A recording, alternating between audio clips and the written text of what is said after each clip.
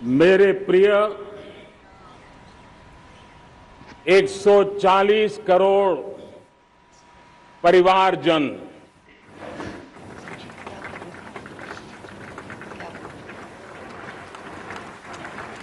दुनिया का सबसे बड़ा लोकतंत्र और अब बहुत लोगों का अभिप्राय है कि जनसंख्या की दृष्टि से भी हम विश्व में नंबर 1 पर है। इतना बड़ा विशाल देश, 140 करोड़ देश के मेरे भाई बहन, मेरे परिवारजन आज आजादी का पर्व मना रहे हैं। मैं देश के कोटि कोटि जनों को, देश और दुनिया में भारत को प्यार करने वाले, भारत का सम्मान करने वाले, भारत का गौरव करने वाले कोटि कोटि जनों को आजादी के इस महान पवित्र पर्व की अनेक अनेक शुभकामनाएं देता हूं। मेरे प्यारे परिवारजन, पूज्य बापू के नेतृत्व में असहयोग का आंदोलन, सत्याग्रह की मूवमेंट और भगत सिंह, सुखदेव, राजगुरु जैसे अनगिनत वीरों का बलिदान, उस पीढ़ी में शायद ही कोई व्यक्ति होगा जिसने देश की आजादी में अपना योगदान न दिया हो। मैं आज देश की आजादी के जंग में जिन जिन ने योगदान दिया है, बलिदान दिए हैं, त्याग किया है, तपस्या की है, उन सबको आदरपूर्वक नमन करता हूं, उनका अभिनंदन करता हूं। आज 15 अगस्त महान क्रांतिकारी और अध्यात्म जीवन के ऋषितुल्य प्रणेता श्री अरबिंदो की 150वीं जयंती पूर्ण हो रही है। ये वर्ष स्वामी दयानंद सरस्वती के 150वीं जयंती का वर्ष है। ये वर्ष रानी दुर्गावती के 500वीं जन्मशती का बहुत ही पवित्र अवसर है, जो पूरा देश बड़े धामधूम से मनाने वाला है। ये वर्ष मीराबाई, भक्ति योग की सिरमौर मीराबाई के 525 वर्ष का भी ये पावन पर्व है। ये बार जो 26 जनवरी हम मनाएंगे वो हमारे गणतंत्र दिवस की 75वीं वर्षगांठ होगी। अनेक प्रकार से अनेक अवसर, अनेक संभावनाएं राष्ट्र निर्माण में जुटे रहने के लिए पल पल नई प्रेरणा, पल पल नई चेतना, पल पल सपने, पल पल संकल्प, शायद इससे बड़ा कोई अवसर नहीं हो सकता।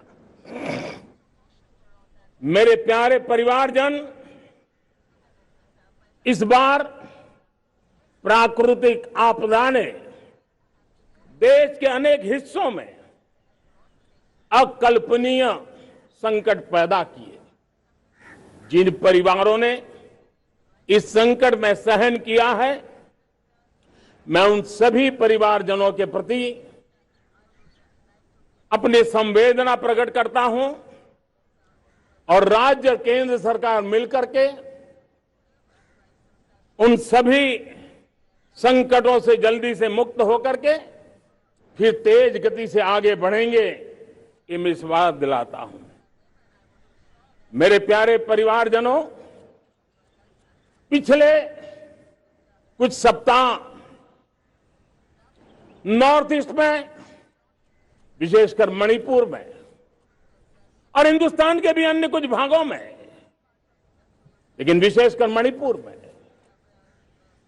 जो हिंसा का दौर चला, कई लोगों को अपना जीवन खोना पड़ा, मां बेटियों के सम्मान के साथ खिलवाड़ हुआ। लेकिन कुछ दिनों से लगातार शांति की खबरें आ रही हैं। देश मणिपुर के लोगों के साथ है। देश मणिपुर के लोगों को पिछले कुछ दिनों से जो शांति बनाए रखी है, उस शांति के पर्व को आगे बढ़ाए और शांति से ही समाधान का रास्ता निकलेगा। और राज्य और केंद्र सरकार मिलकर के उन समस्याओं के समाधान के लिए भरपूर प्रयास कर रही है, करती रहेगी। मेरे प्यारे परिवारजनों, जब हम इतिहास की तरफ नजर करते हैं तो इतिहास में कुछ पल ऐसे आते हैं जो अपनी अमिट छाप छोड़ करके जाते हैं और उसका प्रभाव सदियों तक रहता है। और कभी कभी शुरुआत में वो बहुत छोटा लगता है, छोटी सी घटना लगती है, लेकिन वो अनेक समस्याओं की जड़ बन जाती है। हमें याद है 1000-1200 साल पहले इस देश पर आक्रमण हुआ। एक छोटे से राज्य के छोटे से राजा का पराजय हुआ, लेकिन तब पता तक नहीं था कि एक घटना भारत को 1000 साल की गुलामी में फंसा देगी। और हम गुलामी में जकड़ते गए, जो आया लूटता गया, जो जिसका मन चाहा हम पे आके सवार हो गया। कैसा विपरीत काल रहा होगा वो 1000 साल का। मेरे प्यारे परिवारजनों, घटना छोटी क्यों ना हो, लेकिन 1000 साल तक प्रभाव छोड़ के रही है। लेकिन मैं आज इस बात का जिक्र इसलिए करना चाहता हूं कि भारत के वीरों ने इस कालखंड में कोई भूभाग ऐसा नहीं था, कोई समय ऐसा नहीं था जब उन्होंने देश की आजादी के लौ को गलता न रखा हो, बलिदान की परंपरा न बनाई हो। मां भारती बेड़ियों से मुक्त होने के लिए उठ खड़ी हुई थी, जंजीरों को झकझोर रही थी और देश की नारी शक्ति, देश की युवा शक्ति, देश के किसान, देश के गांव के लोग, मजदूर, कोई हिंदुस्तानी ऐसा नहीं था जो आजादी के सपने को लेकर के जीता न हो। आजादी को पाने के लिए मर मिटने के लिए तैयार होने वालों की एक बड़ी फौज तैयार हो गई थी। जेलों में जवानी खपाने वाले अनेक महापुरुष हमारे देश की आजादी को, इन गुलामी की बेड़ियों को तोड़ने के लिए लगे हुए थे। मेरे प्यारे परिवारजनों, जन चेतना का वो व्यापक रूप, त्याग और तपस्या का वो व्यापक रूप, जन जन के अंदर एक नए विश्वास जगाने वाला वो पल आखिरकार 1947 में देश आजाद हुआ। 1000 साल की गुलामी में संजोए हुए सपने देशवासी पूरे करते हुए देखे। साथियों, मैं 1000 साल पहले की बात इसलिए कह रहा हूं, मैं देख रहा हूं फिर एक बार देश के सामने एक मौका आया है। इस ऐसे कालखंड में हम जी रहे हैं, ऐसे कालखंड में हमने प्रवेश किया है और यह हमारा सौभाग्य है कि भारत के ऐसे अमृत काल में, यह अमृत काल का पहला वर्ष है, या तो हम जवानी में जी रहे हैं या हम मां भारती की गोद में जन्म ले चुके हैं। और ये कालखंड, मेरे शब्द लिख करके रखिए मेरे प्यारे परिवारजनों, इस कालखंड में जो हम करेंगे, जो कदम उठाएंगे, जितना त्याग करेंगे, तपस्या करेंगे, सर्वजन हिताय सर्वजन सुखाय, एक के बाद एक फैसले लेंगे, आने वाले 1000 साल का देश का स्वर्णिम इतिहास उससे अंकुरित होने वाला है। इस कालखंड में होने वाली घटनाएं आगामी 1000 साल के लिए इसका प्रभाव पैदा करने वाली है। गुलामी की मानसिकता से बाहर निकला हुआ देश पंच प्राण को समर्पित होकर के एक नए आत्मविश्वास के साथ आज आगे बढ़ रहा है। नए संकल्पों को सिद्ध करने के लिए वो जी जान से जुड़ रहा है।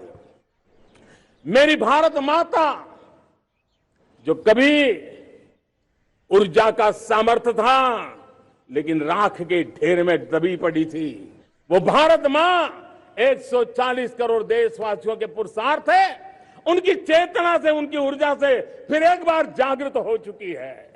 मां भारती जागृत हो चुकी है और मैं साफ देख रहा हूं दोस्तों, यही कालखंड है। पिछले 9-10 साल हमने अनुभव किया है, विश्व भर में भारत की चेतना के प्रति, भारत के सामर्थ्य प्रति एक नया आकर्षण, नया विश्वास, नई आशा पैदा हुई है।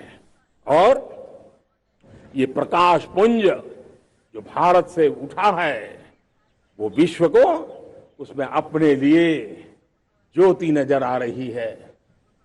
विश्व को एक नया विश्वास पैदा हो रहा है। हमारा सौभाग्य है, कुछ ऐसी चीजें हमारे पास हैं जो हमारे पूर्वजों ने हमें विरासत में दी है और वर्तमान कालखंड ने गढ़ी है।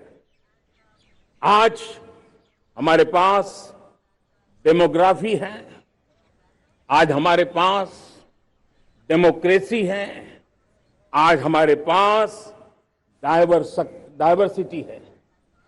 डेमोग्राफी, डेमोक्रेसी और डायवर्सिटी की ये त्रिवेणी भारत के हर सपने को साकार करने का सामर्थ्य रखती है। आज पूरे विश्व में वहां देशों की उम्र ढल रही है, ढलाव पर है, तब भारत यौवन की तरफ ऊर्जावान होकर के बढ़ रहा है। कितने बड़े गौरव का कालखंड है कि आज 30 साल की कम आयु की जनसंख्या दुनिया में सर्वाधिक कहीं है तो ये मेरे भारत मां की गोद में है, ये मेरे देश में है। और 30 साल से कम उम्र की नौजवान हो मेरे देश के पास हो, कोटि कोटि भुजाएं हो, कोटि कोटि मस्तिष्क हो, कोटि कोटि सपने, कोटि कोटि संकल्प हो, तो भाइयों बहनों, मेरे प्रिय परिवारजनों, हम इच्छित परिणाम प्राप्त करके रह सकते हैं। मेरे प्यारे परिवारजनों, देश का भाग्य ऐसी घटनाएं बदल देती है, यह सामर्थ्य देश के भाग्य को बदल देता है। भारत 1000 साल की गुलामी और आने वाले 1000 साल के भव्य भारत के बीच में पड़ाव पर हम खड़े हैं, एक ऐसी संधि पर खड़े हैं और इसलिए अब हमें न रुकना है न दुविधा में जीना है। मेरे प्यारे प्रिय परिवारजनों, हमें खोई हुई उस विरासत का गर्व करते हुए, खोई हुई समृद्धि को प्राप्त करते हुए, हमें फिर एक बार और ये बात मान के चले, हम जो भी करेंगे, हम जो भी कदम उठाएंगे, हम जो भी फैसला लेंगे, वो अगले 1000 साल तक अपनी दिशा निर्धारित करने वाला है, भारत के भाग्य को लिखने वाला है। मैं आज मेरे देश के नौजवानों को, मेरे देश की बेटे बेटियों को ये जरूर कहना चाहूंगा, जो सौभाग्य आज मेरे युवाओं को मिला है, ऐसा सौभाग्य शायद ही किसी के नसीब होता है जो आपके नसीब हुआ है। और इसलिए हमें ये गंवाना नहीं है।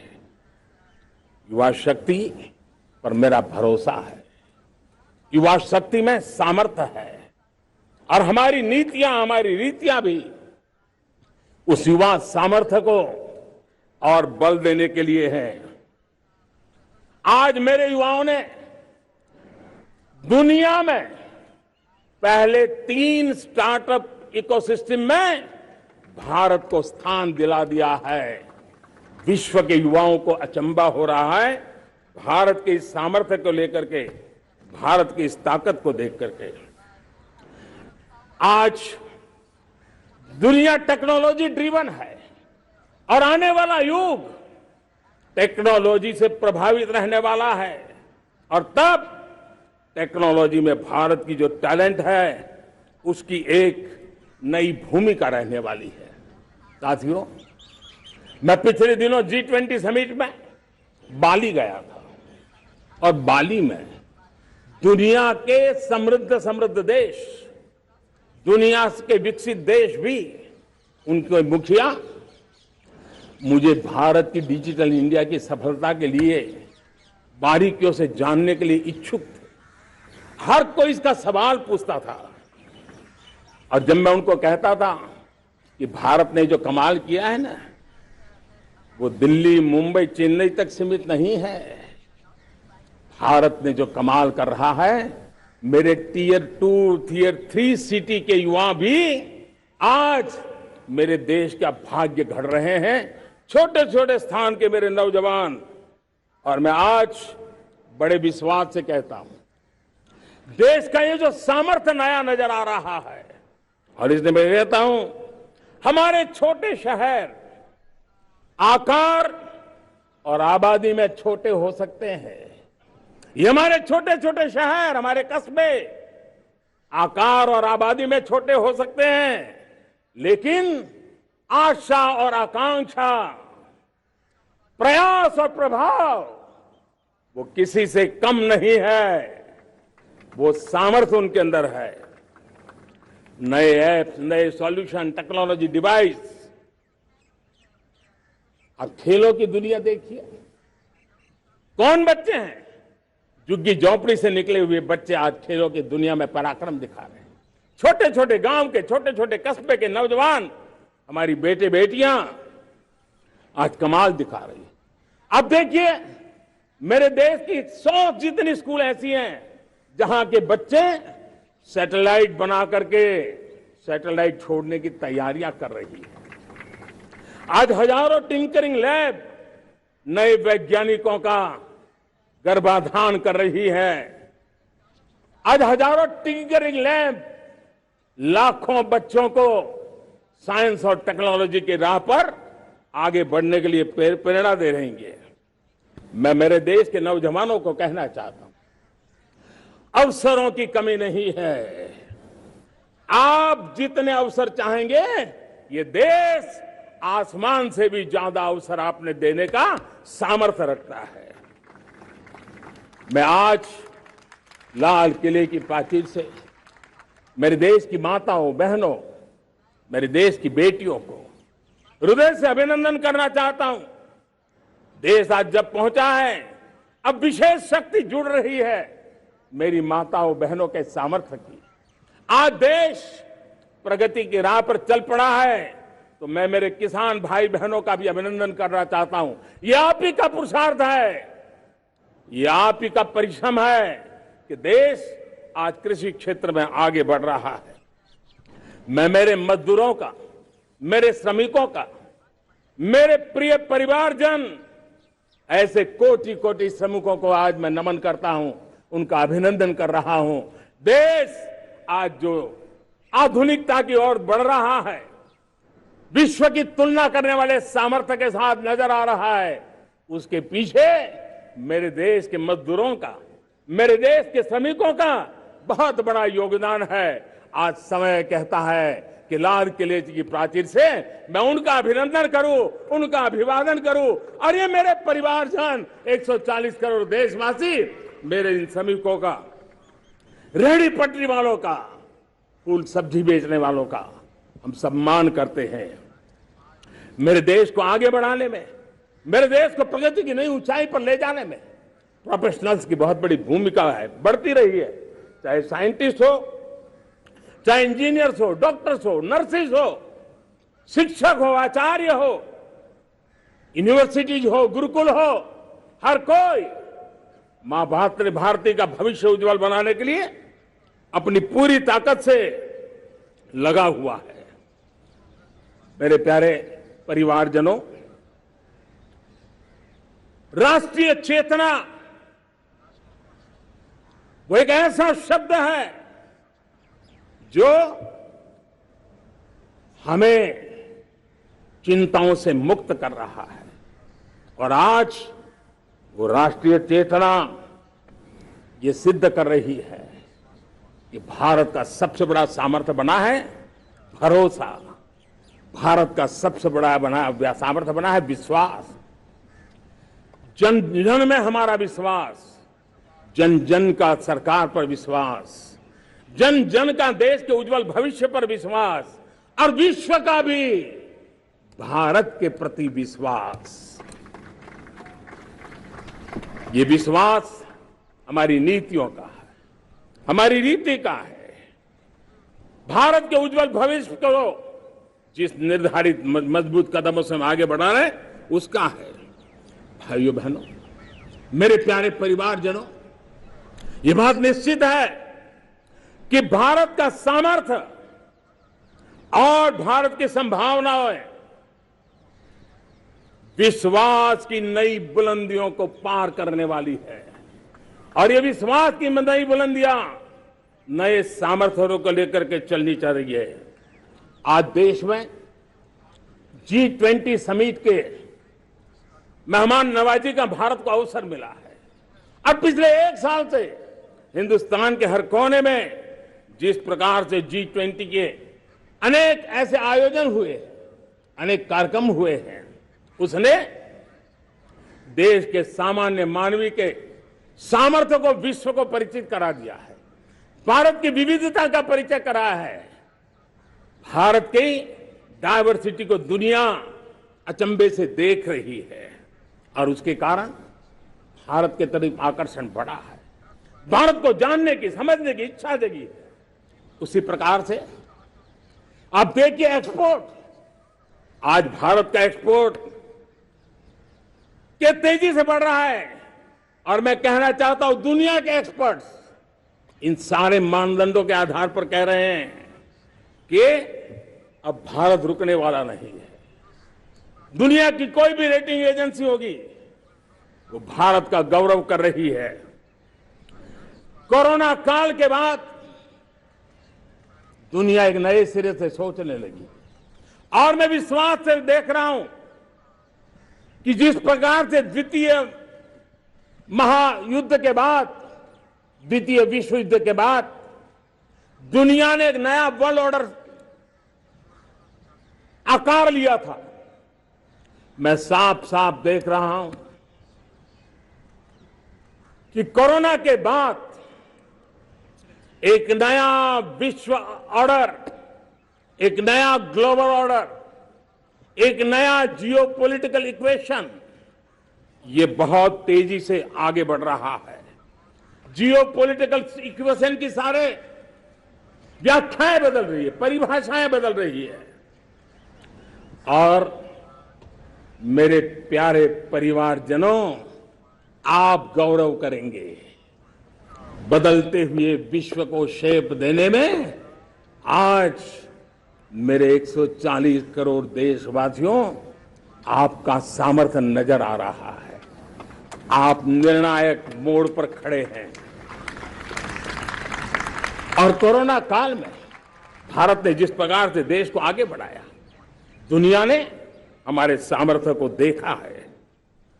जब दुनिया के सप्लाई चेन तहस नहस हो गई थी, बड़ी बड़ी अर्थव्यवस्थाओं पर दबाव था, उस समय भी हमने कहा था हमें विश्व का विकास देखना है तो मानव केंद्रीय होना चाहिए, मानवीय संवेदनाओं से भरा हुआ होना चाहिए, और तब जाकर के समस्याओं का सही समाधान निकालेंगे।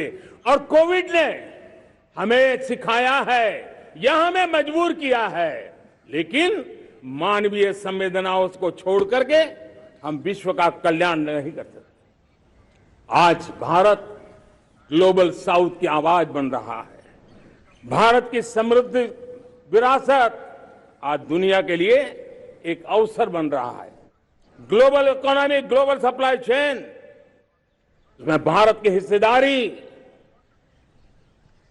मैं पक्का विश्वास से कहता हूं, आज जो भारत ने परिस्थिति पैदा हुई है, आज जो भारत ने कमाया है, वो दुनिया में स्थिरता की गारंटी लेकर के आया है। दोस्तों,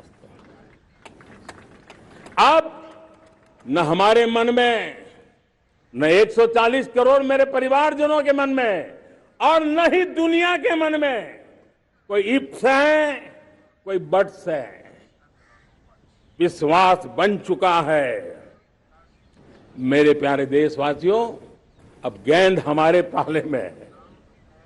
हमें अवसर जाने नहीं देना चाहिए, हमें मौका छोड़ना नहीं चाहिए।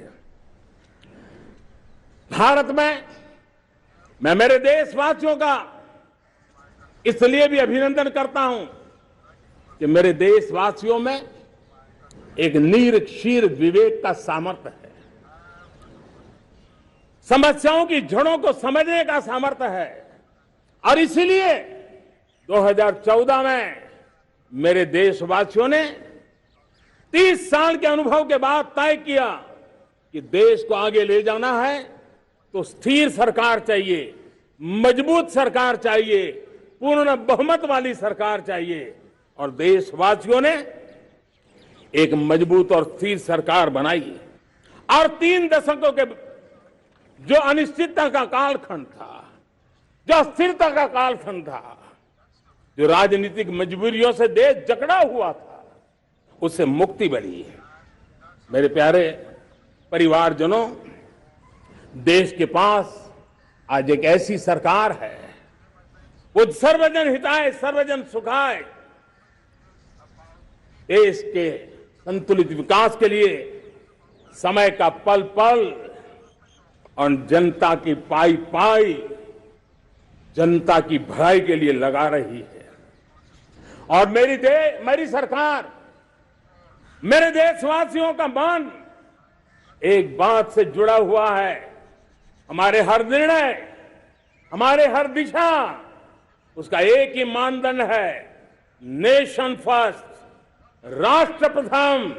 और राष्ट्र प्रथम यही दूरगामी परिणाम, सकारात्मक परिणाम पैदा करने वाला है। देश में बड़े स्तर पर काम हो रहा है। और लेकिन मैं कहना चाहूंगा, 2014 में आपने एक मजबूत सरकार बनाई, और मैं कहता हूं 2014 में और 2019 में आपने एक सरकार फॉर्म की, तो मोदी में रिफॉर्म करने की हिम्मत आई। आपने ऐसी सरकार फॉर्म की कि मोदी को रिफॉर्म की हिम्मत आई। और जब मोदी ने एक के बाद एक रिफॉर्म किए, तो मेरे ब्यूरोक्रेसी के लोग, मेरे लाखों हाथ पैर जो हिंदुस्तान के कोने कोने में सरकार के हिस्से के रूप में काम कर रहे हैं, उन्होंने, ब्यूरोक्रेसी ने ट्रांसफॉर्म करने के लिए, परफॉर्म करने की जिम्मेवारी बखूबी निभाई। और उन्होंने परफॉर्म करके दिखाया, और जनता जनार्दन जुड़ गई, तो वो ट्रांसफॉर्म होता भी नजर आ रहा है। और इसलिए रिफॉर्म, परफॉर्म, ट्रांसफॉर्म, ये कालखंड अब भारत के भविष्य को गढ़ रहा है। और हमारी सोच देश की उस ताकतों को बढ़ावा देने पर है जो आने वाले 1000 साल की नींव को मजबूत करने वाले हैं। दुनिया को युवा शक्ति की जरूरत है, युवा स्किल की जरूरत है। हमने अलग स्किल मिनिस्ट्री बनाई, वो भारत की आवश्यकताओं को तो पूरी करेगी, वो दुनिया की आवश्यकताओं को पूरी करने का भी सामर्थ्य रखेगी। हमने जल शक्ति मंत्रालय बनाया। मंत्रालय की बनाने की रचना को भी अगर कोई एनालिसिस करेगा ना, तो इस सरकार के मन मस्तिष्क को बड़े अच्छे ढंग से आप समझ पाएंगे। हमने जल शक्ति मंत्रालय बनाया। ये जल शक्ति मंत्रालय हमारे देश के एक एक देशवासियों को पीने का शुद्ध पानी पहुंचे, पर्यावरण की रक्षा के लिए पानी के प्रति संवेदनशील व्यवस्थाएं विकसित हो, उस पर हम बल रहे हैं। हमारे देश में कोरोना के बाद दुनिया देख रही है होलिस्टिक हेल्थ केयर, ये समय की मांग है। हमने अलग आयुष मंत्रालय बनाया और योग और आयुष आज दुनिया में अपना परचम लहरा रहे हैं। हमने दुनिया को हमारे कमिटमेंट के कारण विश्व का हमारे प्रति ध्यान गया है। अगर हम ही हमारे इस सामर्थ्य को नकार देंगे तो फिर दुनिया कैसे स्वीकार करेगी। लेकिन जब मंत्रालय बना तो दुनिया को भी उसका मूल्य समझ में आया। मत्स्य पालन, हमारा इतना बड़ा समुद्री तट, हमारे कोटि कोटि मछुआरे भाई बहन, उनका कल्याण भी हमारे दिलों में है। और इसलिए हमने अलग से मत्स्य पालन को लेकर के, पशुपालन को लेकर के, डेयरी को लेकर के अलग मंत्रालय की रचना की, ताकि समाज के जिस वर्ग के लोग पीछे रह गए उनको हम साथ दें। देश में सरकारी अर्थव्यवस्था के हिस्से होते हैं, लेकिन समाज की अर्थव्यवस्था का एक बड़ा हिस्सा है कोऑपरेटिव मूवमेंट। उसको बल देने के लिए, उसको आधुनिकता लाने के लिए और देश के कोने कोने में लोकतंत्र की एक सबसे बड़ी इकाई को मजबूत करने के लिए हमने अलग कोऑपरेटिव मंत्रालय बनाया। और वो हमारी सहकारी संस्थाएं उसका जाल बिछा रहा है, ताकि गरीब से गरीब की वहां सुनवाई हो, उसकी आवश्यकताओं की पूर्ति हो, और वो भी राष्ट्र के विकास की योगदान में एक छोटी इकाई का हिस्सा बनकर के उसमें वो योगदान दे रखें। हमने सहकार से समृद्धि का रास्ता अपनाया है। मेरे प्यारे परिवारजनों, जब हम लोग 14 में आए थे तो हम वैश्विक अर्थव्यवस्था में 10वें नंबर पर थे, और आज 140 करोड़ देशवासियों का पुरुषार्थ रंग लाया है कि हम विश्व की अर्थव्यवस्था में 5वें नंबर पर पहुंच चुके हैं। और ये ऐसे ही नहीं हुआ है। जब भ्रष्टाचार का राक्षस देश को दबोचे हुए थे, लाखों करोड़ के घोटाले अर्थव्यवस्था को डामाडोल कर रहे थे, गवर्नेंस फ्रेजाइल फाइल में देश की पहचान होने लगी थी, लीकेजेस को हमने बंद किया, मजबूत अर्थव्यवस्था बनाई, हमने गरीब कल्याण के लिए ज्यादा से ज्यादा धन खर्चने का प्रयास किया। और आज मैं देशवासियों को बताना चाहता हूं कि जब देश आर्थिक रूप से समृद्ध होता है तो सिर्फ तिजोरी नहीं बढ़ती है, देश का सामर्थ्य बढ़ता है, देशवासियों का सामर्थ्य बढ़ता है। और तिजोरी का पाई पाई अगर ईमानदारी से जनता जनार्दन के लिए खर्च करने का संकल्प लेने वाली सरकार हो तो परिणाम कैसा आता है। मैं 10 साल का हिसाब तिरंगे की साक्षी में लाल किले की प्राचीर से मेरे देशवासियों को दे रहा हूं। आंकड़े देख करके आपको लगेगा इतना बड़ा बदलाव, इतना बड़ा सामर्थ्य। 10 साल पहले राज्यों को 30 लाख करोड़ रुपए भारत सरकार की तरफ से जाते थे। पिछले 9 साल में यह आंकड़ा 100 लाख करोड़ पर पहुंचा है। पहले स्थानीय निकाय के विकास के लिए भारत सरकार के खजाने से 70,000 करोड़ रुपया जाता था।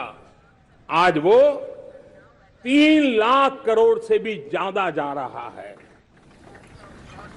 पहले गरीबों के घर बनाने के लिए 90,000 करोड़ रुपया खर्च होता था। आज वो 4 गुना होकर के 4 लाख करोड़ से भी ज्यादा खर्च गरीबों के घर बनाने के लिए हो रहा है। पहले गरीबों को यूरिया सस्ता मिले, जो यूरिया की बैग दुनिया के कुछ बाजारों में 3,000 रुपए बिकती है, वो यूरिया की बैग मेरे किसानों को 300 में मिले। और इसलिए देश की सरकार 10 लाख करोड़ रुपया मेरे किसानों की यूरिया में सब्सिडी दे रहा है। मुद्रा योजना 20 लाख करोड़ रुपए, उससे भी ज्यादा मेरे देश के नौजवानों को स्वरोजगार के लिए, अपने व्यवसाय के लिए, अपने कारोबार के लिए दिए हैं। 8 करोड़ लोगों ने नया कारोबार शुरू किया है। और 8 करोड़ लोगों ने कारोबार शुरू किया है तो नहीं, हर कारोबारी ने एक या दो लोगों को रोजगार दिया है। 8 से 10 करोड़ नए लोगों को रोजगार देने का सामर्थ्य ये मुद्रा योजना से लाभ लेने वाले 8 करोड़ नागरिकों को रहा है। एमएसएमईज को करीब 3.5 लाख करोड़ रुपए की मदद से कोरोना के संकट में भी उनको डूबने नहीं दिया, मरने नहीं दिया, उनको एक ताकत दी है। 1 रैंक 1 पेंशन मेरे देश के सेना के जवानों का एक सम्मान का विषय था।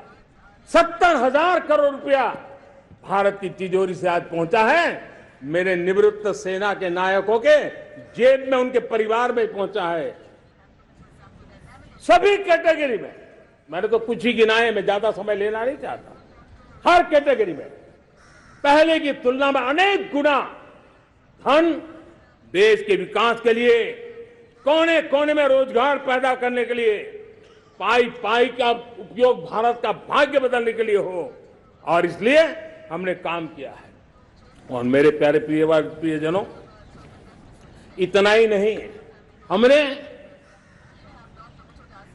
इन सारे प्रयासों का परिणाम है कि आज 5 साल के मेरे कार्यकाल में, 5 साल के कार्यकाल, 5 साल में 13.5 करोड़ मेरे गरीब भाई बहन गरीबी की जंजीरों को तोड़ करके न्यू मिडिल क्लास के रूप में बाहर आए हैं। जीवन का इससे बड़ा कोई संतोष नहीं होता। मेरे प्यारे प्रिय परिवारजनों, और जब 13.5 करोड़ लोग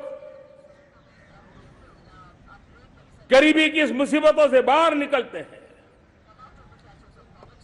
तो कैसी कैसी योजनाएं उनको मदद दी है। उनको आवास योजना का लाभ मिलना, पीएम स्वनिधि से 50,000 करोड़ रुपया रेहड़ी पटरी वालों तक पहुंचाया है। आने वाले दिनों में, आने वाली विश्वकर्मा जयंती पर एक कार्यक्रम हम लागू करेंगे।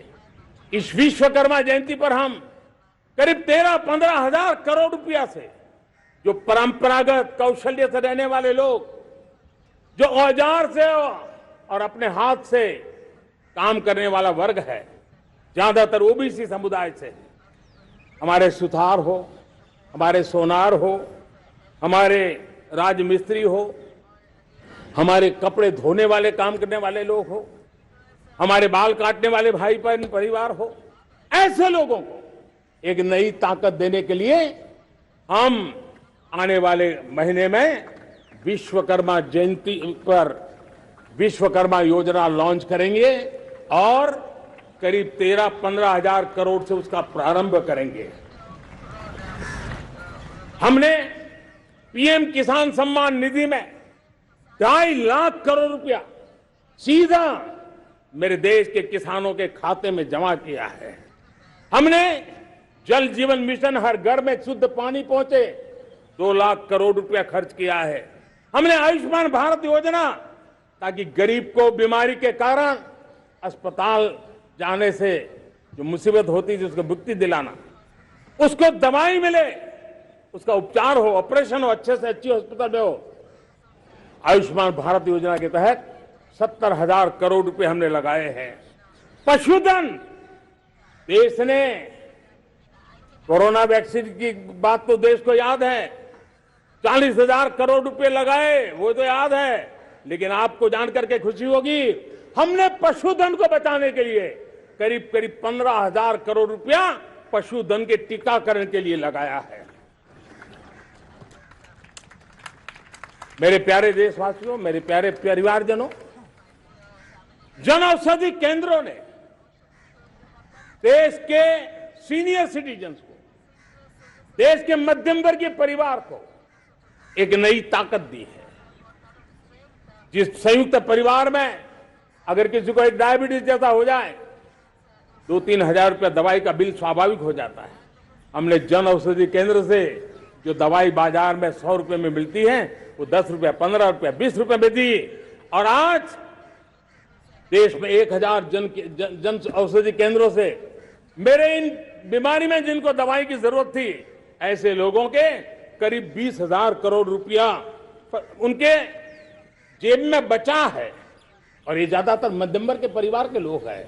लेकिन आज उसकी सफलता को देखते हुए मैं देशवासियों को कहना चाहता हूं, जैसे हम एक विश्वकर्मा योजना लेकर के समाज के उस वर्ग को छूने वाले हैं, अब देश में 10,000 जन औषधि केंद्र से हम 25,000 जन औषधि केंद्र का लक्ष्य लेकर के आने वाले दिनों में काम करने वाले हैं। मेरे प्यारे परिवारजनों, जब देश में गरीबी कम होती है तो देश की मध्यम वर्ग की ताकत बहुत बढ़ती है। और अगर दुनिया में, और मैं आपको विश्वास दिलाता हूं, आने वाले 5 साल में मोदी का गारंटी है, देश पहले 3 वैश्विक इकोनॉमी में अपना जगह ले लेगा।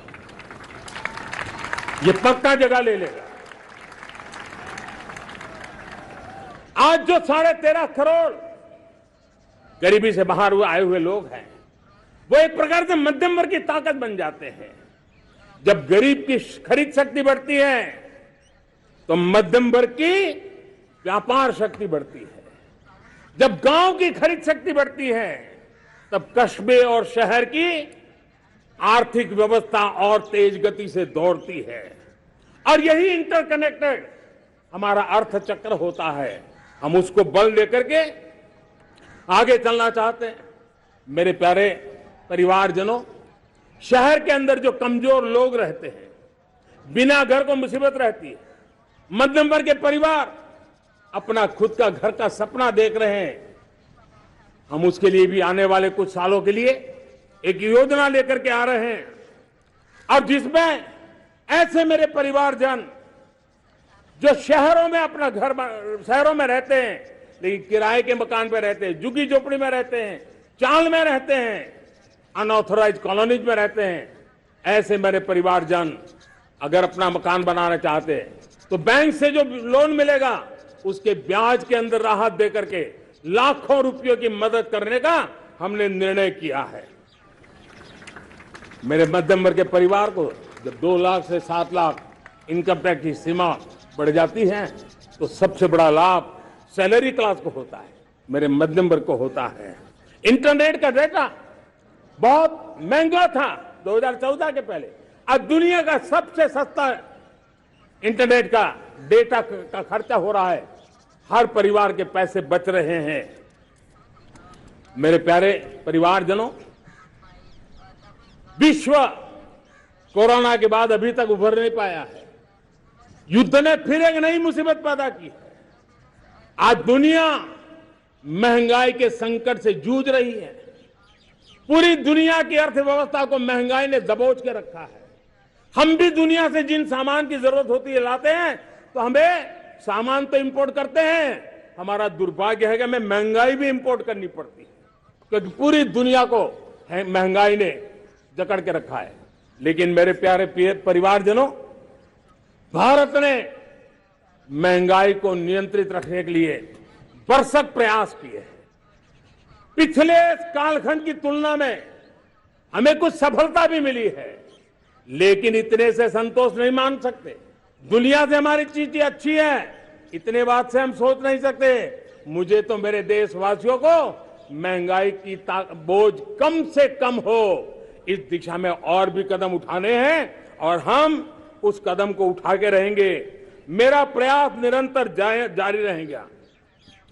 मेरे प्यारे परिवारजनों, आज देश अनेक क्षमताओं को लेकर के आगे बढ़ रहा है। देश आधुनिकता की तरफ आगे बढ़ने के लिए काम कर रहा है। आज देश रिन्यूएबल एनर्जी पे काम कर रहा है। आज देश ग्रीन हाइड्रोजन पे काम कर रहा है। देश की स्पेस पे क्षमता बढ़ रही है तो देश की डीप सी मिशन में भी सफलता के साथ आगे चल रहा है। देश में रेल आधुनिक हो रही है तो वंदे भारत बुलेट ट्रेन भी आज देश के अंदर काम कर रही है। गांव गांव पक्की सड़कें बन रही है तो इलेक्ट्रिक बसें, मेट्रो की रचना भी आज देश में हो रहे हैं। आज गांव गांव तक इंटरनेट पहुंच रहा है तो क्वांटम कंप्यूटर के लिए भी देश तय कर रहता है।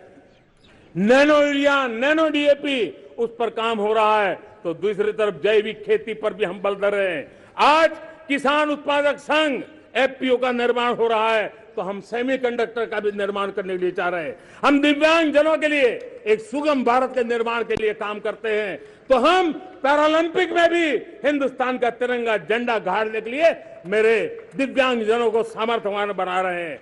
हम खिलाड़ियों को स्पेशल ट्रेनिंग दे रहे हैं।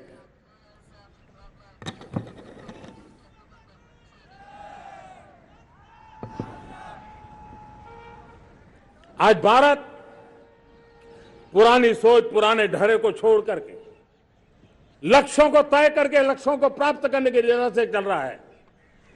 और जब मैं कहता हूं ना कि जिसका शिलान्यास हमारी सरकार करती है उसका उद्घाटन भी हमारे कालखंड में करते हैं। इन दिनों जो मैं शिलान्यास कर रहा हूं ना, आप लिख के रखिए, उसके उद्घाटन भी आप सबने मेरे नसीब में ही छोड़े हुए हैं। हमारी कार्य संस्कृति बड़ा सोचना, दूर का सोचना, सर्वजन हिताय सर्वजन सुखाय सोचना, यह हमारी कार्यशैली रही है। और सोच से भी ज्यादा, संकल्प से भी ज्यादा हासिल कैसे करना, इस ऊर्जा के साथ हम काम करते हैं। हमने आजादी के काल अमृत महोत्सव में 75,000 अमृत सरोवर बनाने का संकल्प किया था। उस समय हमने हर जिले में 75 अमृत सरोवर बनाने का संकल्प किया था। करीब 50-55 हजार अमृत सरोवर की कल्पना की थी, लेकिन आज करीब 75,000 अमृत सरोवर का काम निर्माण हो रहा है। यह अपने आप में बहुत बड़ा काम हो रहा है। जनशक्ति और जल शक्ति की ताकत भारत के पर्यावरण की रक्षा में भी काम आने वाली है। 18,000 गांवों तक बिजली पहुंचाना, जनधन बैंक खाते खोलना, बेटियों के लिए शौचालय बनाना, सारे टारगेट समय के पहले पूरी शक्ति से पूरे करेगा। और जब भारत ठान लेता है तो उसे पूरा करके रहता है। यह हमारा ट्रैक रिकॉर्ड कहता है। 200 करोड़ वैक्सीनेशन का काम, दुनिया हमें जब पूछती है 200 करोड़ सुनती है, उनकी आंखें फट जाती है।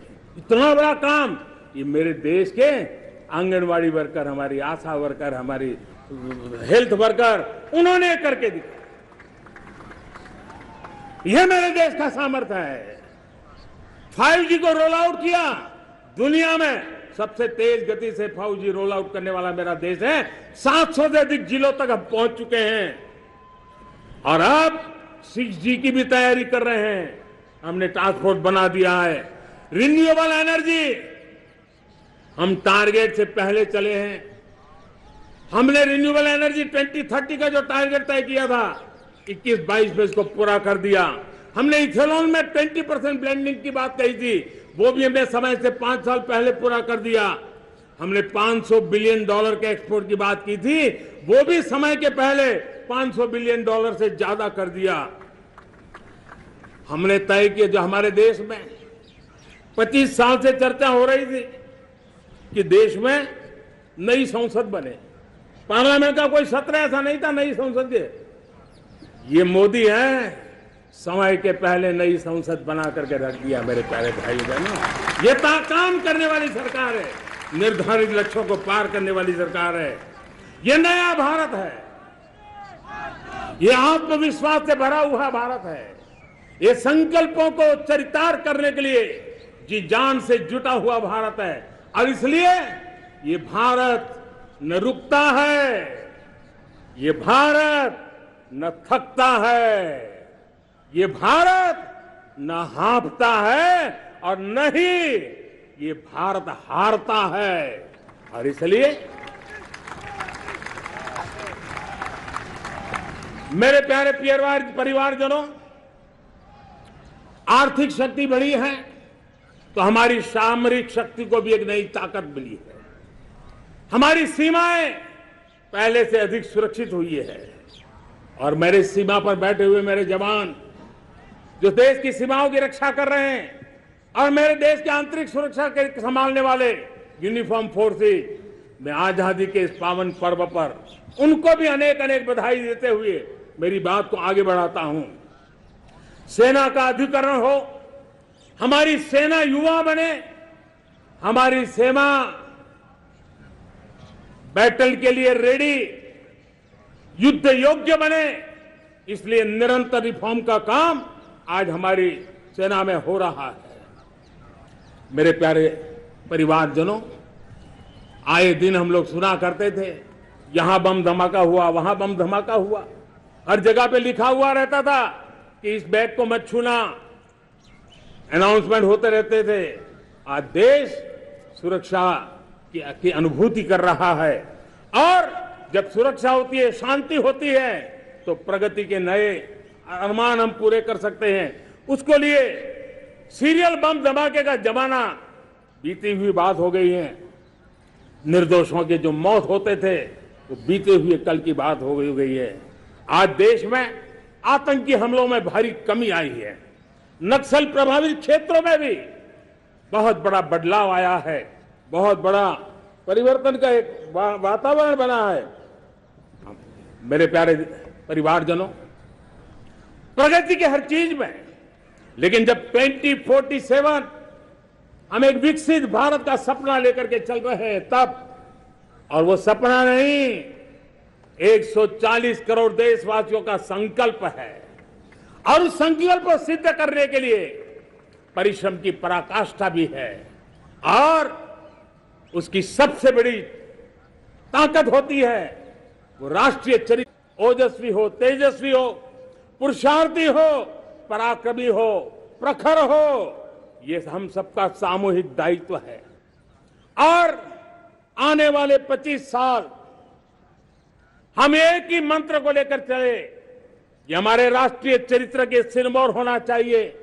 एकता का संदेश, भारत की एकता को जीना, भारत की एकता को आंच आए, न ऐसी मेरी भाषा होगी, न ऐसा मेरा कोई कदम होगा। हर पल देश को जोड़ने का प्रयास मेरी तरफ से भी होता रहेगा। भारत की एकता हमें सामर्थ्य देती है। उत्तर हो, दक्षिण हो, पूर्व हो, पश्चिम हो, गांव हो, शहर हो, पुरुष हो, नारी हो, हम सब ने एकता के भाव के साथ और विविधता भरे देश में एकता का सामर्थ्य होता है। और दूसरी महत्व की बात मैं देख रहा हूं, अगर 2047 में हमें हमारे देश को विकसित भारत के रूप में देखना है तो हमें श्रेष्ठ भारत के मंत्र को जीना होगा, हमें चरितार्थ करना होगा। अब हमारे प्रोडक्शन में, मैंने 2014 में कहा था जीरो डिफेक्ट, जीरो इफेक्ट। दुनिया के किसी भी टेबल पर मेक इन इंडिया चीज हो तो दुनिया को विश्वास होना चाहिए, इससे बेहतर दुनिया में कुछ नहीं हो सकता है। ये अल्टीमेट होगा। हमारी हर चीज, हमारी सर्विसेज होगी तो श्रेष्ठ होगी, हमारे शब्द की ताकत होगी तो श्रेष्ठ होगी, हमारी संस्थाएं होगी तो श्रेष्ठ होगी, हमारी निर्णय प्रक्रियाएं होगी तो श्रेष्ठ होगी। ये श्रेष्ठता का भाव लेकर के हमें चलना होगा। तीसरी बात है, देश में आगे बढ़ाने के लिए एक अतिरिक्त शक्ति का सामर्थ्य भारत को आगे ले जाने वाला है, और वो है विमेन लेड डेवलपमेंट। आज भारत गर्व से कह सकता है कि दुनिया में नागरिक उड्डयन में अगर किसी एक देश में सबसे ज्यादा विमेन पायलट हैं तो मेरे देश में है। आज चंद्रयान की गति हो, मून मिशन की बात हो, मेरी विमेन साइंटिस्ट उसका नेतृत्व कर रहे हैं। आज विमेन सेल्फ हेल्प ग्रुप हो, मेरी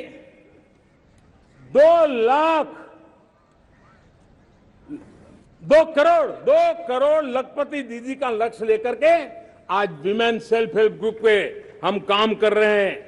हम हमारी नारी शक्ति के सामर्थ्य को बढ़ावा देते हुए विमेन लेड डेवलपमेंट के, और जब G20 में मैंने विमेन लेड डेवलपमेंट के विषय को आगे बढ़ाया है तो पूरा G20 समूह इसके महत्व को स्वीकार कर रहा है और उसके महत्व को स्वीकार कर करके वो उसको बहुत बल दे रहे हैं।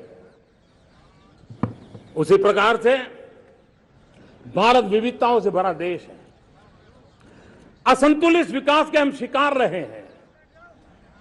मेरा पराया का के कारण हमारे देश के कुछ हिस्से उसके शिकार रहे हैं। अब हमें रीजनल एस्पिरेशंस को, संतुलित विकास को बल देना है और रीजनल एस्पिरेशंस को लेकर के उस भावना को हमें सम्मान देते हुए, जैसे हमारी भारत मां का कोई, हमारा शरीर का कोई अंग अगर अविकसित रहे तो हमारा शरीर विकसित नहीं माना जाएगा। हमारा शरीर का कोई अंग दुर्बल रहे तो हमारा शरीर स्वस्थ नहीं माना जाएगा। वैसे ही मेरी भारत माता, उसका कोई एक भूभाग भी, समाज का कोई तबका भी अगर दुर्बल रहे तो मेरी भारत माता समर्थ है, स्वस्थ है, ऐसा बैठ करके हम नहीं बैठ सकते। और इसलिए रीजनल एस्पिरेशंस को हमने एड्रेस करने की आवश्यकता है और इसलिए हम समाज का सर्वांगीण विकास हो, सर्वस्पर्शी विकास हो, भूभाग के हर क्षेत्र को उसकी अपनी ताकत को खिलने का अवसर मिले, उस दिशा में आगे बढ़ना चाहते हैं। मेरे प्यारे परिवारजनों, भारत एक मदर ऑफ डेमोक्रेसी है। भारत मॉडल ऑफ डाइवर्सिटी भी है।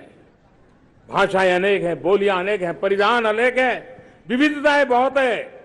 हमने उन सारे लोगों को, सारों को आधार पर आगे बढ़ना है। मेरे प्यारे परिवारजनों, देश के जब मैं एकता की बात करता हूं तब अगर घटना मणिपुर में होती है तो पीड़ा महाराष्ट्र में होती है। अगर बाढ़ आसाम में आती है तो बेचैन केरला हो जाता है। हिंदुस्तान के किसी भी हिस्से में कुछ भी हो, हम एक अंगांगी भाव की अनुभूति करते हैं।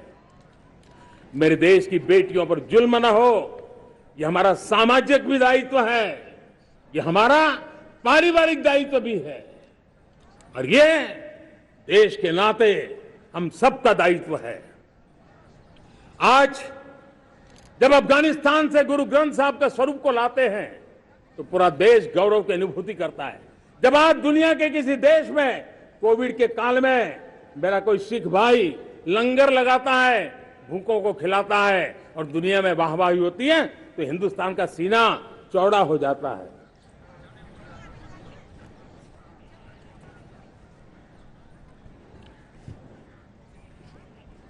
मेरे प्यारे परिवारजनों, हमारे लिए जब नारी सम्मान की बात करते हैं, मुझे अभी एक देश में दौरा कर रहा था तो वहां एक बहुत ही सीनियर मिनिस्टर, उसने मुझे एक सवाल पूछा। उसने कहा, आपके यहां बेटियां साइंस और इंजीनियरिंग के विषयों की पढ़ाई करती हैं क्या? उसमें क्या था? मैंने उनको कहा, आज मेरे देश में लड़कों से ज्यादा बेटियां आज स्टेम यानी साइंस, टेक्नोलॉजी, इंजीनियरिंग और मैथ्स, अधिकतम भाग मेरी बेटियां ले रही है। तो उनके लिए अचरज था। ये सामर्थ्य आज हमारे देश का देख रहा है। मेरे प्यारे परिवारजनों, आज 10 करोड़ महिलाएं विमेन सेल्फ हेल्प में जुड़ी हुई है और विमेन सेल्फ हेल्प ग्रुप के साथ आप गांव में जाएंगे तो आपको बैंक वाली दीदी मिलेगी, आपको आंगनवाड़ी वाली दीदी मिलेगी, आपको दवाई देने वाली दीदी मिलेगी और अब मेरा सपना है 2 करोड़ लखपति दीदी बनाने का, गांव में 2 करोड़ लखपति दीदी। और इसके लिए एक नया अभिगम भेजा, साइंस और टेक्नोलॉजी, हमारे गांव की महिलाओं का भी सामर्थ्य देखता हूं मैं। और इसलिए हम एक नई योजना सोच रहे हैं कि हमारे एग्रीकल्चर सेक्टर में टेक्नोलॉजी आए, एग्रीटेक को बल मिले।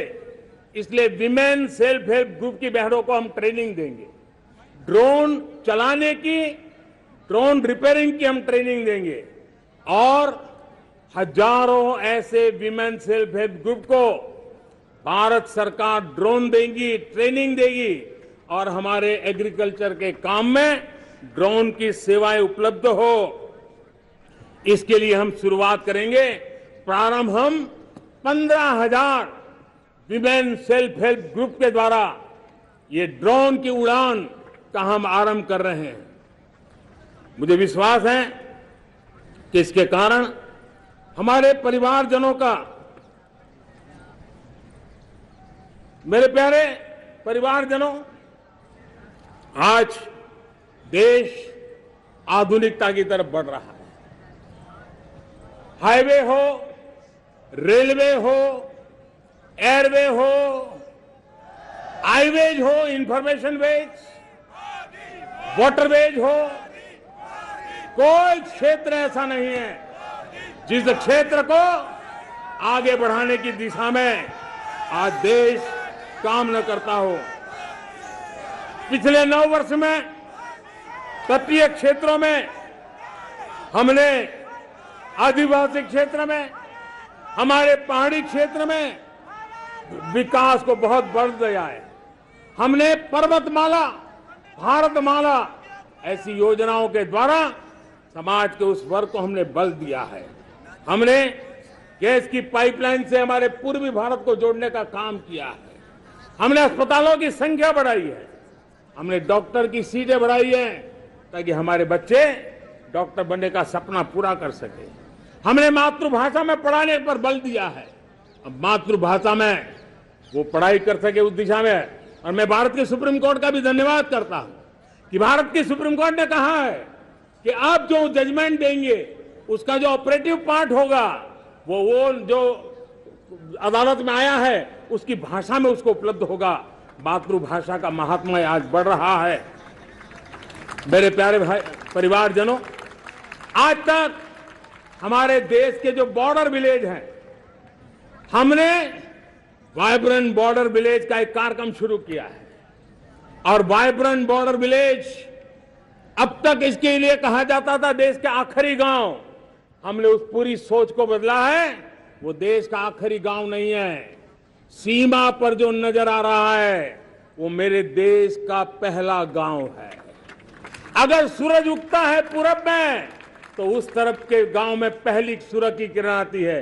अगर सूरज ढलता है तो इस तरफ के गांव में आखिरी किरण उसका लाभ मिलता है। ये मेरे पहले गांव है और मुझे खुशी है कि आज मेरे इस कार्यक्रम के विशेष मेहमान, ये जो पहले गांव है, सीमावर्ती गांव है, उसके 600 प्रधान आज इस लाल किले की प्राचीर के इस महत्वपूर्ण कार्यक्रम का हिस्सा बनने के लिए आए। पहली बार वो इतनी दूर तक आए हैं, नए संकल्प और सामर्थ्य के साथ जुड़ने के लिए आए हैं। मेरे प्यारे परिवारजनों, हमने संतुलित विकास के लिए एस्पिरेशनल डिस्ट्रिक्ट, एस्पिरेशनल ब्लॉक की कल्पना की और आज उसके सुखद परिणाम मिल रहे हैं। आज राज्य के जो नॉर्मल पैरामीटर्स हैं, जो एस्पिरेशनल डिस्ट्रिक्ट कभी बहुत पीछे थे, वो आज राज्य में भी अच्छा करने लग गए हैं। और मुझे विश्वास है कि आने वाले दिनों में ये हमारे आकांक्षी जिले, हमारे आकांक्षी बॉल अवश्य आगे बढ़ेंगे। जैसे मैंने कहा था, भारत का चरित्र की चर्चा कर रहा था तो मैंने पहला कहा था भारत की एकता, दूसरा कहा था भारत श्रेष्ठता की तरफ बल दें, तीसरा कहा था विमेन लेड डेवलपमेंट की मैंने बात कही थी।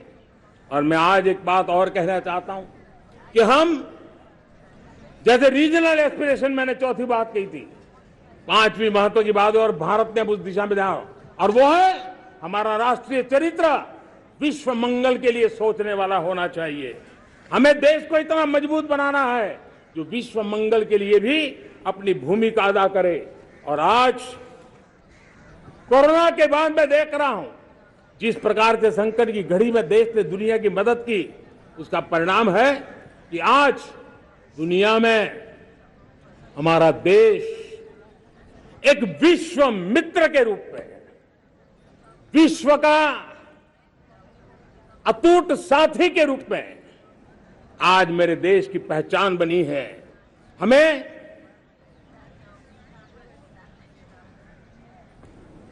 जब विश्व मंगल की बात करते हैं तब भारत का मूलभूत विचार है, उस विचार को हम आगे बढ़ाने लोग हैं। और मुझे खुशी है कि आज अमेरिकी संसद के भी कई चुने हुए गणमान्य प्रतिनिधि भी आज हमारे 15 अगस्त के इस अवसर में हमारे बीच में मौजूद है। भारत की सोच कैसी है, हम विश्व मंगल की बात को कैसे आगे बढ़ाते हैं। अब देखिए, हम जब सोचते हैं तो क्या कहते हैं, हमने दुनिया के सामने ये दर्शन रखा है और दुनिया उस दर्शन को लेकर के हमारे साथ जुड़ रही है। हमने कहा one sun, one world, one grid. Renewable energy के क्षेत्र में एक बहुत बड़ा हमारा स्टेटमेंट है, आज दुनिया उसको स्वीकार कर रही है। कोविड के बाद हमने दुनिया को कहा हमारा अप्रोच होना चाहिए वन अर्थ, वन हेल्थ। समस्याओं का समाधान तभी होगा जब मानव को, पशु को, पौधे को बीमारी के संबंध में समान रूप से एड्रेस किया जाएगा, तब जाकर के हम करेंगे। हमने G20 समिट के लिए दुनिया के सामने कहा है one world, one family, one future. इस सोच को लेकर के चल रहे हैं। हमने क्लाइमेट को लेकर के दुनिया जो संकट से जूझ रही है, हमने रास्ता दिखाया है, लाइफ मिशन लॉन्च किया है, लाइफस्टाइल फॉर एनवायरमेंट।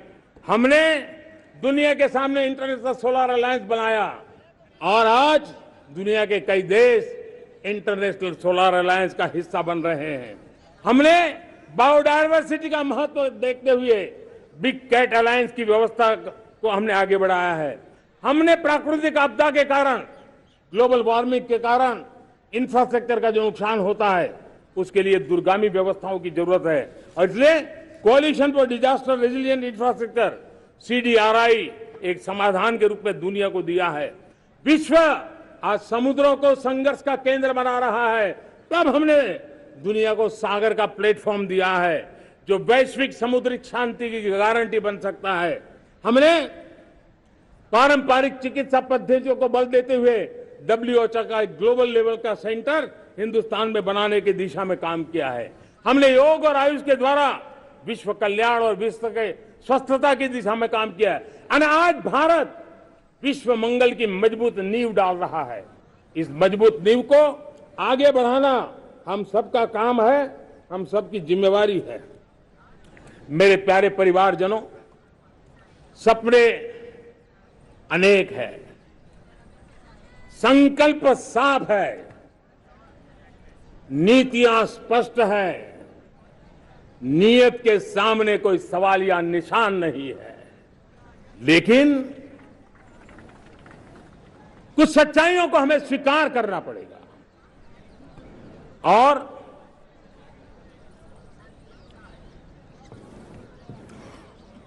उसके समाधान के लिए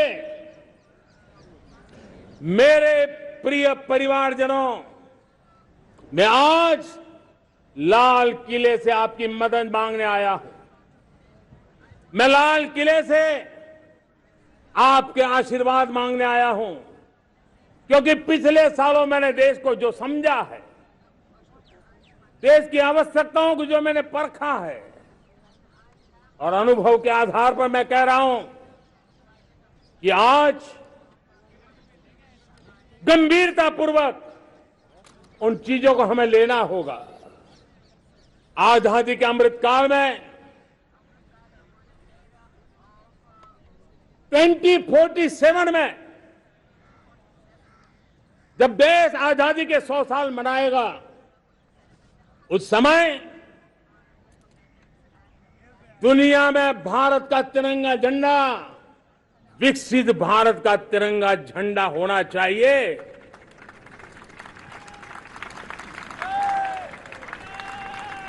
रत्ती भर भी हमें रुकना नहीं है, पीछे नहीं हटना है।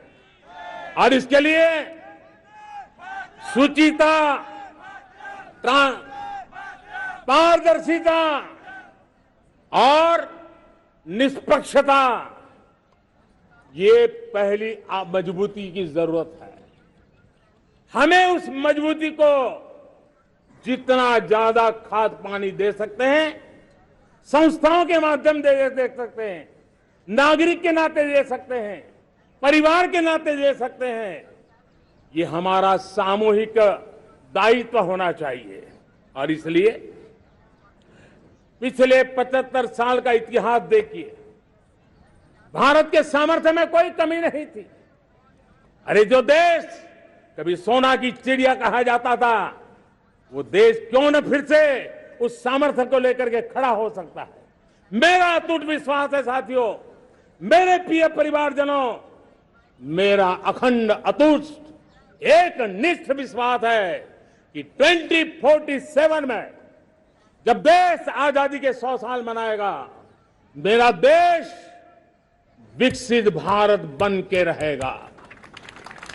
और ये मैं मेरे देश के सामर्थ्य के आधार पर कह रहा हूं, मेरे उपलब्ध संसाधनों के आधार पर कह रहा हूं, और सबसे ज्यादा 30 से कम आयु वाली मेरी युवा शक्ति के भरोसे कह रहा हूं, मेरी माताओं बहनों के सामर्थ्य के भरोसे कह रहा हूं।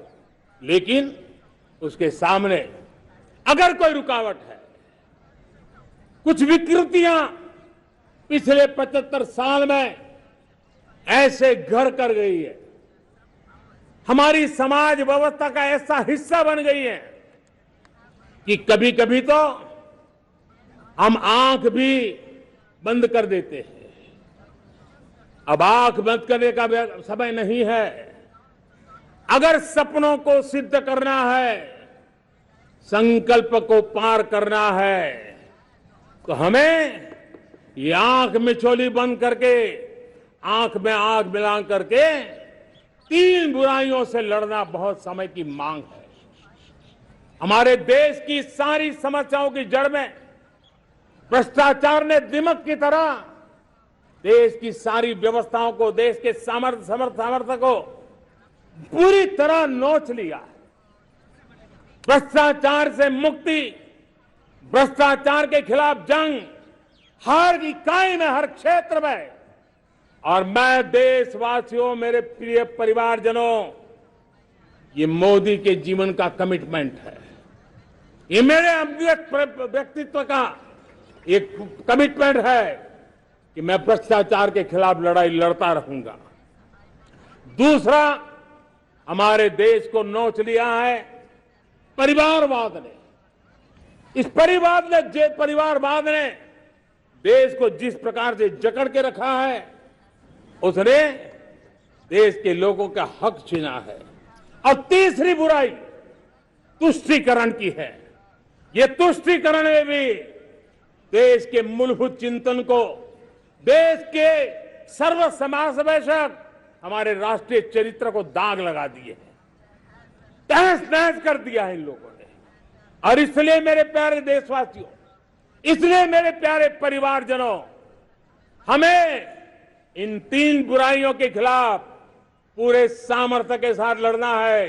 भ्रष्टाचार, परिवारवाद, तुष्टीकरण, ये चुनौतियां हमारे, ये ऐसी चीजें पनपी है जो हमारे देश के लोगों का जो आकांक्षा है उसका दमन करती है। हमारे देश के कुछ लोगों के पास जो छोटा मोटा सामर्थ्य है उसका शोषण करती है। ये ऐसी चीजें हैं जो हमारे लोगों की आशा आकांक्षाओं को सवाल या निशान में गाड़ देती है। हमारे गरीब हो, हमारे दलित हो, हमारे पिछड़े हो, हमारे पसमानदा हो, हमारे आदिवासी भाई बहन हो, हमारी माताएं बहनें हो, हमने सबने उनके हकों के लिए इन 3 बुराइयों से मुक्ति पानी है। हमें भ्रष्टाचार के खिलाफ एक नफरत का माहौल बनाना है। जैसे गंदगी हमें नफरत पैदा करती है ना मन में, गंदगी पसंद नहीं है, ये सार्वजनिक जीवन की इससे बड़ी कोई गंदगी नहीं हो सकती। और इसलिए हमारे स्वच्छता अभियान को एक नया मोड़ ये भी देना है कि हमें भ्रष्टाचार से मुक्ति पानी है। सरकार टेक्नोलॉजी से भ्रष्टाचार की मुक्ति के लिए बहुत प्रयास कर रही है। आपको जानकर के हैरानी होगी, इस देश में पिछले 9 साल में एक काम मैंने ऐसे किया, आंकड़ा सुनोगे तो लोग कहेंगे मोदी ऐसा करता है, जैसे 10 करोड़ लोग करीब करीब जो गलत फायदा उठाते थे वो मैंने रोक दिया। तो आप में से कोई कहेगा आपने लोगों से अन्याय कर दिया। जी नहीं, ये 10 करोड़ कौन लोग थे? ये 10 करोड़ वो लोग थे जिनका जन्म ही नहीं हुआ था और उनके नाम पर उनके विडो हो जाते थे, वो वृद्ध हो जाते थे, वो दिव्यांग हो जाते थे, फायदे लिए जाते थे। 10 करोड़ ऐसे बेनामी जो चीजें चलती थी उसको रोकने का पवित्र काम, भ्रष्टाचारियों की संपत्ति जो हमने जब्त की है ना, वो पहले की तुलना में 20 गुना ज्यादा की है। मेरे प्यारे परिवारजनों, ये आपकी कमाई का पैसा लोग लेकर के भागे थे, 20 गुना ज्यादा संपत्ति को जब्त करने का। और इसलिए लोगों की मेरे प्रति नाराजगी होना बहुत स्वाभाविक है, लेकिन मुझे भ्रष्टाचार के खिलाफ की लड़ाई को आगे बढ़ाना है। हमारे सरकारी व्यवस्था ने पहले कैमरा के सामने तो कुछ हो जाता था, लेकिन बाद में चीजें अटक जाती थी।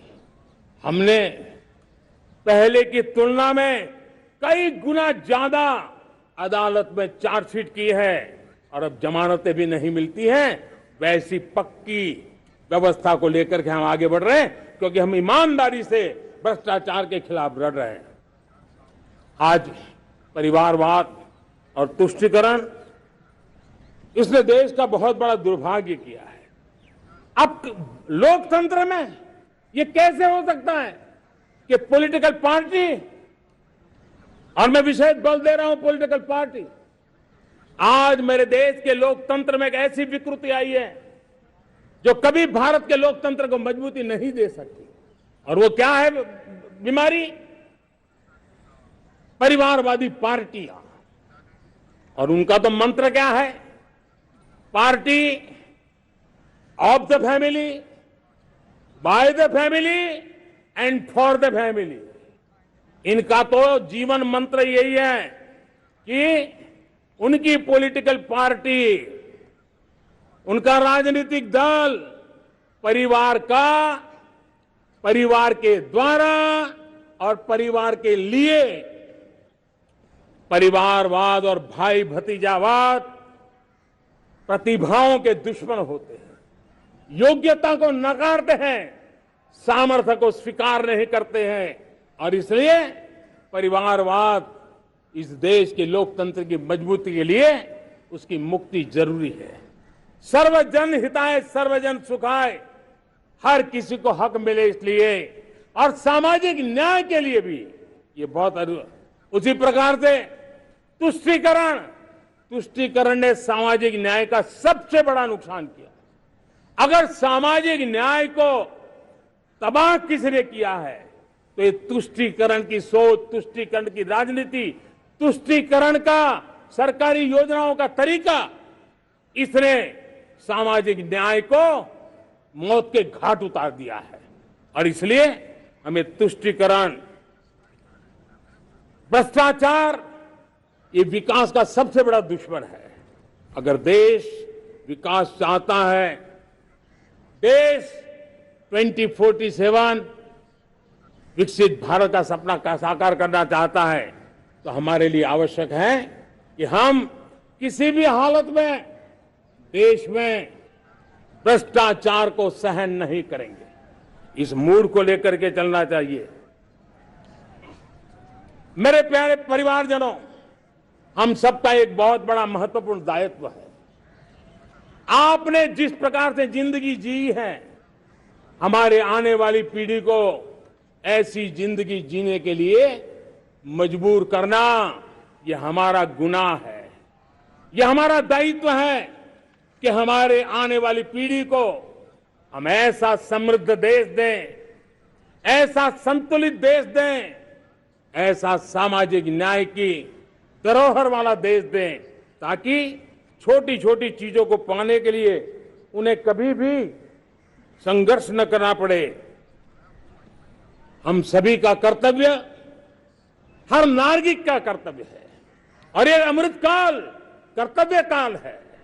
हम कर्तव्य से पीछे नहीं उठ सकते। हमें वो भारत बनाना है जो पूज्य बापू के सपनों का था।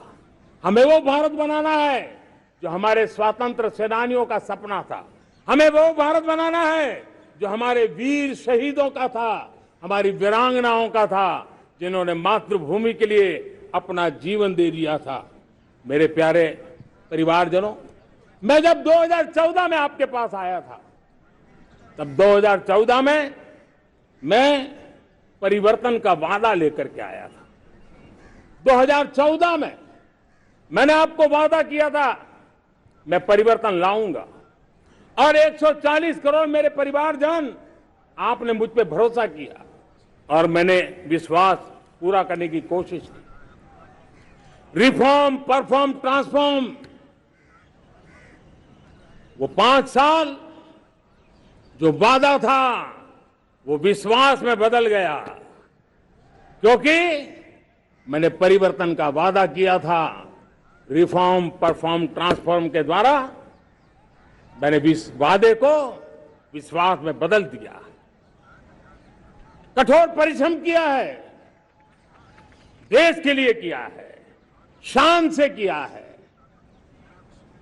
सिर्फ और सिर्फ नेशन फर्स्ट, राष्ट्र सर्वोपरि, इस भाव से किया है।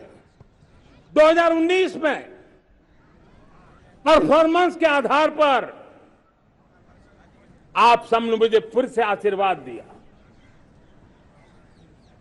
परिवर्तन का वादा मुझे यहां ले आया, परफॉर्मेंस मुझे दोबारा ले आया, और आने वाले 5 साल अभूतपूर्व विकास के हैं। 2047 के सपने को साकार करने का सबसे बड़ा स्वर्णिम पल आने वाले 5 साल है।